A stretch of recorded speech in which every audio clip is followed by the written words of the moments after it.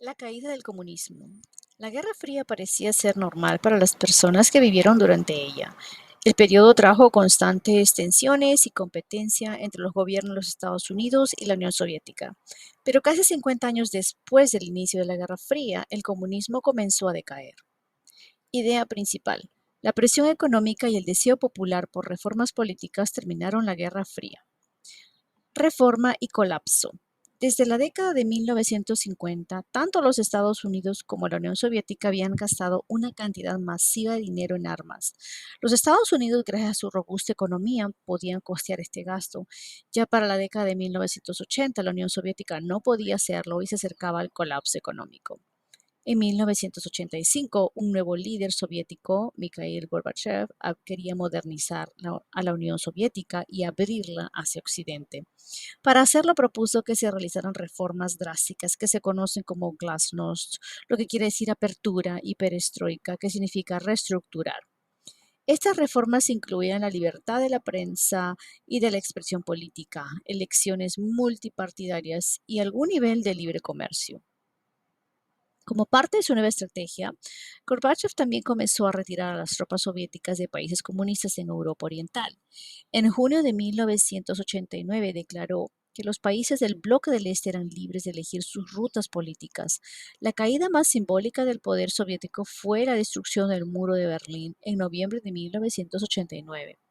En 1990, la Alemania Oriental y Occidental se reunieron formalmente. Gorbachev fue muy popular con los líderes occidentales. Sin embargo, parte de esa popularidad se fue disipando a medida que la economía no lograba mejorar y empeoraban los estándares de vida. Algunos criticaban sus reformas por traicionar al comunismo. Otros lo atacaban por no realizar reformas. Grupos de protestantes en distintas repúblicas soviéticas, como en Georgia, demandaban la independencia del gobierno soviético. La Unión Soviética se estaba desintegrando. En 1991, los partidarios del Partido Comunista trataron de llevar a cabo un golpe de Estado en Moscú. Ciudadanos civiles se tomaron las calles, eh, ciudadanos civiles tomaron las calles y detuvieron el golpe, pero Gorbachev ya sería historia. Esta antigua superpotencia se dividió en 15 países diferentes que tendrían muchos desafíos en el futuro. Conflictos étnicos. En muchas de las antiguas repúblicas soviéticas y países comunistas, el colapso del comunismo resultó en una falta de claridad con respecto a quién estaba a cargo. A esto le siguió una lucha por el poder, ya que los países tenían dificultades para establecer nuevos gobiernos y mejorar sus economías. En algunos casos, las tensiones étnicas que habían sido reprimidas por décadas bajo el dominio comunista estallaron y dieron paso a conflictos violentos. Uno de esos conflictos se desarrolló en Yugoslavia. Desde 1945 hasta su muerte en 1980, Josep Tito había sido el gobernante comunista de Yugoslavia. Después de su muerte, distintos grupos en Yugoslavia lucharon por el poder. En 1991, un número de grupos étnicos religiosos buscó ganar la independencia. Emergieron conflictos étnicos y tensiones de larga data. Esta serie de conflictos se conoce como las guerras de los Balcanes.